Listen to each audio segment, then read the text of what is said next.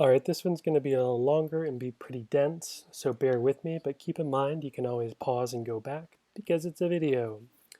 Alright, so in this third one we're going to be looking at the different ways in which we go about collecting data and gathering information about society. All of this should be a little bit of review, but we're going to be going in a little bit more depth than you might in an intro class. So we're going to cover surveys, in-depth interviews, experiments, and observations. And these are all ways, keep in mind, we want to gather information or empirical data about social life. And that's the core of what we're doing here. So when I started sociology, everybody's like, oh, you're going to be doing a lot of statistics and surveys, huh?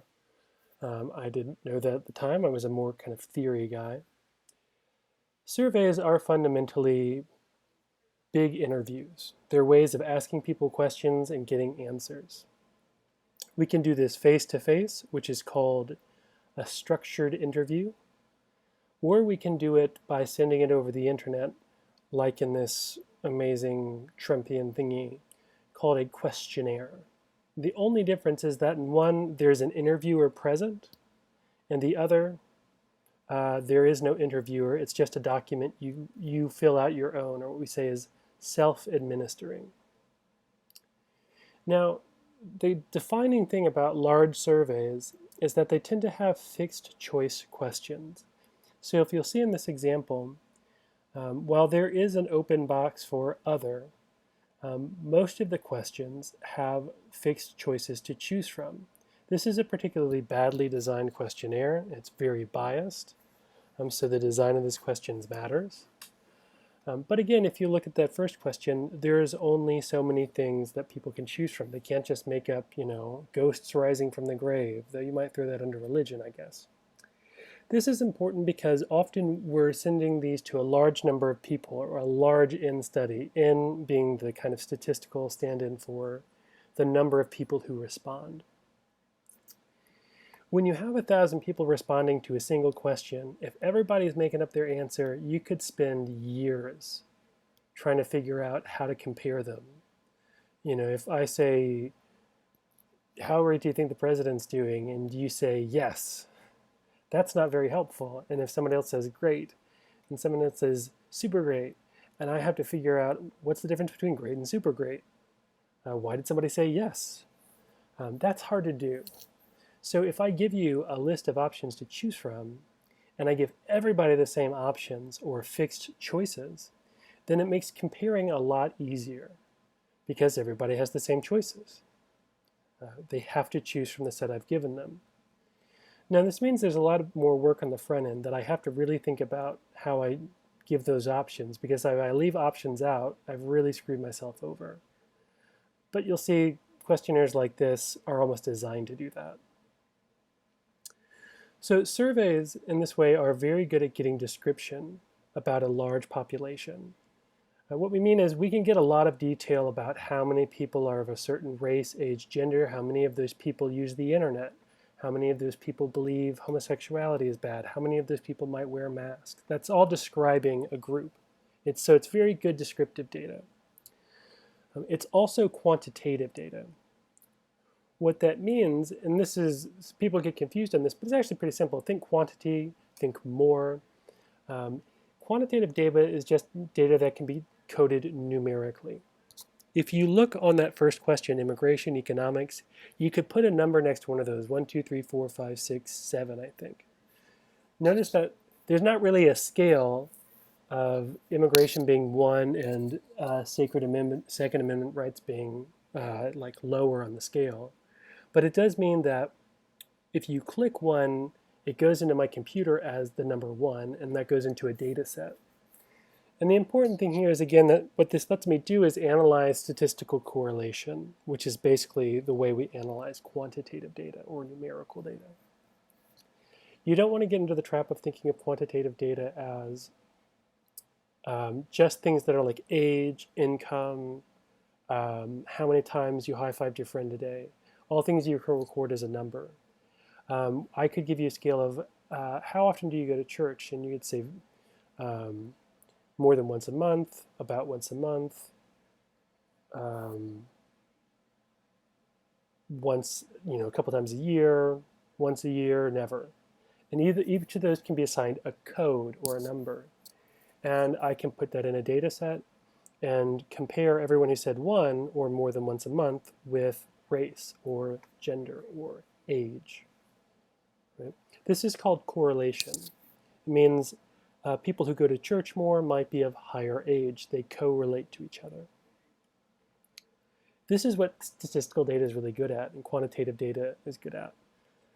It's not very good at showing causation, though, because the problem is that I don't know that those older people don't also maybe drink more milk, and milk causes them to go to church.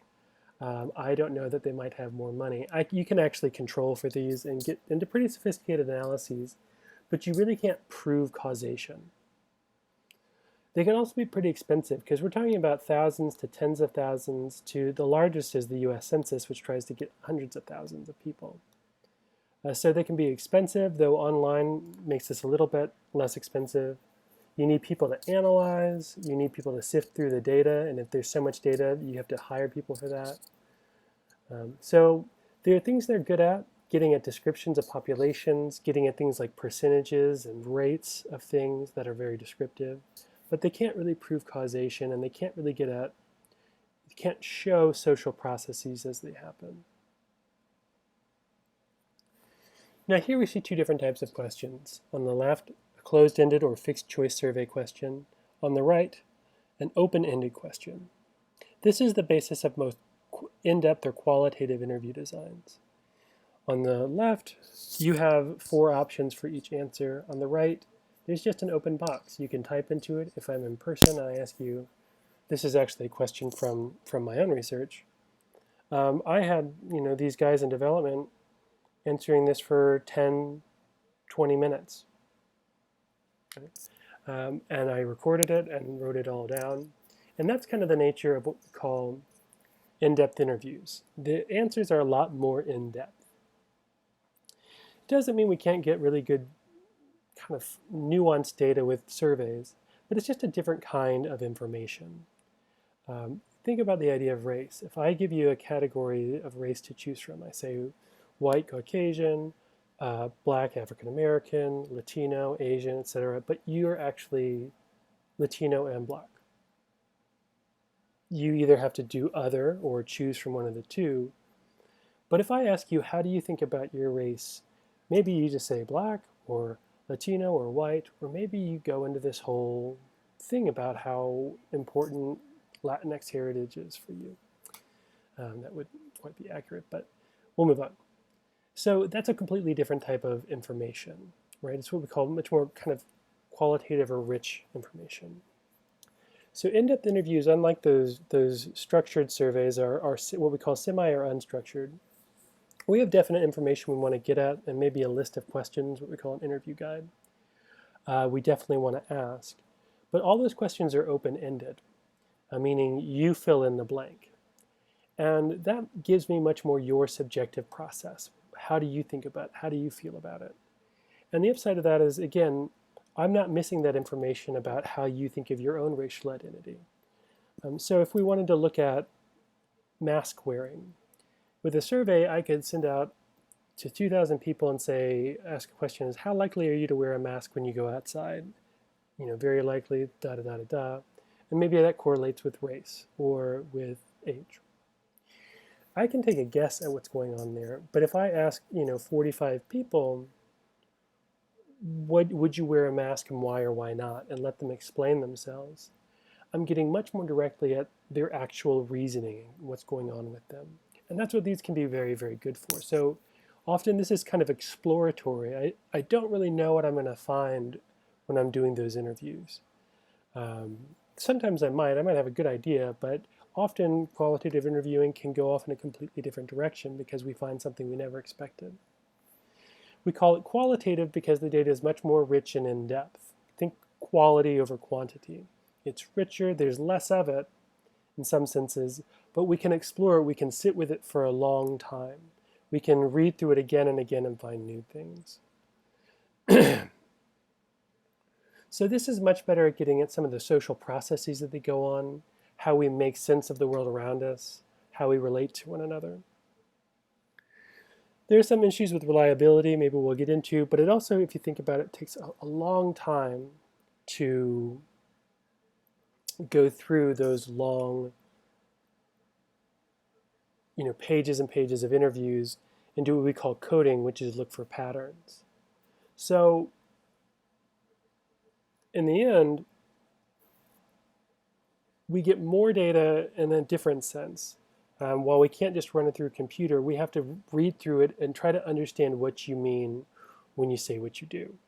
So it can take a lot longer on kind of the back end of the research to do that process of coding, which is why it can be daunting for some. All right, in the next videos, we'll look at experiments and observations and think a little bit about ethics in research.